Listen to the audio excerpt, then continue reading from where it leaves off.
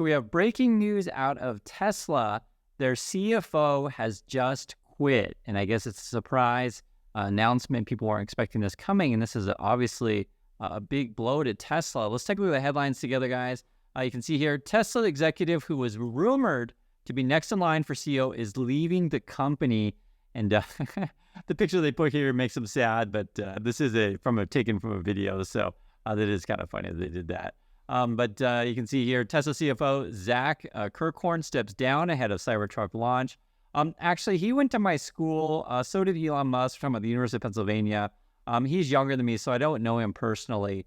But my understanding, though, is that he's been at Tesla like 13 years, which is a long time, of course. And if you're rumored to be the CEO of Tesla, which is obviously a major company, it's a little bit odd that you're kind of leaving in this way and a bit of a surprise. Sort of everyone's reporting. The other thing, too, that they were saying as well is, like, I guess he was one of the few people that could actually talk to Elon. A lot of other executives have had trouble talking to him because Elon's a little bit weird, as you guys know that. Some people, the fanboys and fangirls, will say, oh, no, but Elon's weird in a good way. And I guess you can make that case. But after 13 years, right, the CFO leaves. And this is, right before the Cybertruck may or may not come out. Who knows? Let's look at some of the details of this, and we'll see what's going on here. So it says, Tesla Chief Financial Officer Zach Kirkhorn has stepped down after more than 4 years in the role. So I think it's 13 years in the company, 4 years doing this. And so that means he would have started in 2019. And you can see here where he worked behind the scenes to translate Elon Musk's ambitions into reality. He's going to be replaced by the Chief Accounting Officer, Vahav Taneja. My understanding is that the new guy is actually older than the young guy. I think Kirkhorn was pretty young. I want to say he was like 38, which is pretty young, actually. So, if you guys understand this stuff, and I know those fanboys and fangirls are young out there, but I just want to tell you the truth. People do get old. It happens. So Elon Musk is 52, and he's getting up there in age. He's not going to be CEO of Tesla forever, as much as you want him to be. He may step down eventually. And so what's interesting is, like, if the guy who is maybe second in line is leaving, so what does that signal? So I think there could be a possibility there was a Chinese national who was brought in from China, of course, because Chinese national, as I was saying. And I think the guy used to be a head of like the Chinese branch of Tesla, and he was brought over to the USA. So I think he might be a favorite to be that. So maybe they've made a decision behind the scenes who's going to replace Musk as CEO, and the other guy's like, yeah, man, if you're not picking me, I'm out. I'm saying that's a possibility. Another possibility is that it's his time to cash out. He has they said he sold 1 million of stock recently, but he's still got like 49 million of Tesla, which is really a lot. So, and one of the things that I'm sure you guys understand this, if you're the chief financial officer, right, the CFO, you know everything about the financials going on at Tesla, which direction the company is going, et cetera. And just think of it this way. If the company is in fact going in the right direction and you're, maybe in line to become CEO, why would you leave? So I'd love to hear your thoughts on this thing. I in my opinion, would consider this not so great. Usually if someone announces something big like this, they're leaving for something big. You generally, and this is just being honest, I don't think you would want to leave this kind of job unless you knew something that the rest of us didn't know. And I know that, my opinion, that the stock is grossly overvalued. And get it, the fanboys and fangirls will say, oh, well, the stock price keeps going up. Well, yes, you can make money on volatility. You totally can, right? If you bought in January, you can totally make money. But, what happened before, it can come down. So it's kind of going in that same direction. I wouldn't be shocked if it goes back down to the January levels because you're currently trading at a PE of 69. Fair PE, maybe you're looking more at like a 30 or 40, something like that. So you definitely got some more downward draft. We also know that interest rates are elevated. And there was just recently reported that they're looking at maybe doing again. I think that was one of the Fed people. I think it was Bowman, I want to say, or something. But I just saw that today that they're looking at keeping it elevated. And why does that matter, right? So if you're new to the market and you don't quite understand this stuff, just think of it this way, make it really simple. If you want to go buy a car and you want to borrow money to buy said car, and if interest rates are higher, you're looking at those payments going, man, maybe maybe not, right? And so, the longer the interest rates say elevated, it makes it more expensive to buy said cars. It makes the value proposition, not so great. The other thing as well is China is slowing down. The consumers there are, pulling back on their spending a bit. Also, too, the Chinese market is very, very competitive. Many of their marketers are rising, and the Chinese government has said, hey, we're going to support domestic automakers. So Tesla does certainly face the challenges there.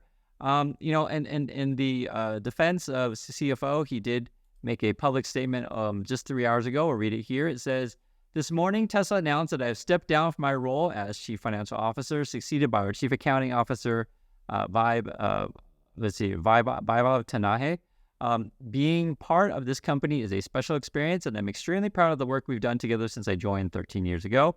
As I shift my responsibilities to support this transition, I want to thank the talented, passionate, and hardworking employees at Tesla who have accomplished things that many thought not possible. I also want to thank Elon for his leadership optimism, which has inspired so many people." So no word on, like sometimes they'll say in these things, they're like, hey, I'm looking, better for good things, or I got an offer I can't refuse, or any number of things, right? But he just basically said, thank you for the time, thank you for the money, goodbye. So, who knows? Other things that are going on as well. They were saying that he became kind of more visible within Tesla when Musk did the whole X thing. So this is sort of where it's a bit odd that, evidently people like him. He's only one of the few people that can talk to Musk. Went to the same school, right? So, they're buddies there.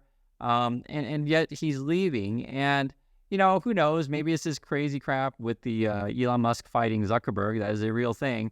But Elon Musk is trying to figure out a way to get out of it because he's saying, hey, I might have to have surgery. I don't know if my doctor will let me. It's kind of like, you're talking tough and then you tell your bodyguards, okay, hold me back. And it's just, and you kind of play, the game that, you really, that you want to fight, but, and deep down inside, you're going to lose. But that's an interesting one, if they're actually going to fight or not. Because at this stage in the game, I mean, you're already a billionaire. You got multiple companies. You got your SpaceX, you got your Tesla, and you're like, you know what? I'm going to buy X and lose $24 billion because I like to lose money, and why not? And now I'm going to rename it, and I'm going to do all sorts of stuff. He may be going off the deep end. It happens. There's a dude. I was thinking like a Howard Hughes kind of situation. If you haven't seen that movie, I think it's a Leonardo DiCaprio. Run around naked all the time. So for all we know, Elon Musk run around naked as always. Who knows? But he is a bit strange. There was an article recently, as I shared with you guys before, that people were seeing Elon Musk looks like abusing drugs at parties, and just not like shocking stuff. So we know he's even talked about it, even tweeted about it. So we'll see what is going on with him. He's a bit of an odd guy. When everything's going great, the sort of syncrasies are great, and it's kind of funny. Remind me of if you guys are old enough to remember the old movie Bull Durham with Tim Robbins and Kevin Costner, and they're talking about talking to the press, and he's like, "Hey, you got fungus on your shower shoes," and the guy's like, "Oh well, what does it matter? It's just shower shoes, and it makes me cool and special." And he's like, "Well, when you're low and you're no one cares about you, shower shoes, fungus your shower shoes make you dirty and unwanted. Only when you become a superstar can you have fungus on your shower shoes." The point is that Elon Musk is essentially a superstar. I'm just telling you the truth. I mean, we all know this, right? We all know who he is. So being a bit weird, people are like, oh well, gee, being weird must be the road and pathway to success. But when things start going downhill and your level starts going down a bit, then you start to see that in a different light. And so that's the very definition of a bias, essentially. You're literally looking at the same thing, but you're changing the way that you read it. So in the past, you're like, oh, well, taking drugs at parties must be the secret to success. And now when you read these stories, oh, taking drugs at parties, maybe that's why he's going crazy. And it's, it's really a shame. I've told you guys before. I used to think Elon Musk was a cool dude, building SpaceX and stuff like that. I thought that was fantastic. And I said the same thing over and over again. I wish he would just focus on building rocket ships and going to Mars and doing that kind of stuff. I think that's, incredible. And the whole X thing is just weird, to be really frank. I mean, $24 billion, like you just throw it down the drain. I mean, you could have done any number of things, could have built any number of robots or rocket ships like that. And I feel like the fangirls and fanboys are just deluding themselves. Because if you're in this for Tesla, because you love Tesla, right? I mean, you love cars and stuff like that. Why would you suddenly just like start making crap up that you love Twitter? Right?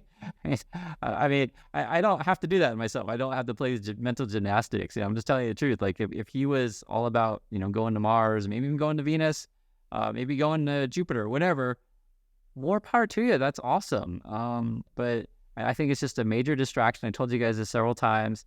He is a human being. I know you may not believe it, but he's got 10 kids. He's 52, and he only got so much time in the day, and he was like sleeping over at Twitter, and spent all his time over there, and it's I don't know. I find it just really strange about this leaving of the CFO. So that's how I read these things. If you guys have any other sort of speculative bets on why the CFO would leave at a time like now, I'd love to hear your thoughts. The earnings report just came out, and the stock is now in a downward draft, and we'll see where we go from here. So that's my thoughts. Thanks for your time, and I'll catch you guys in the next video.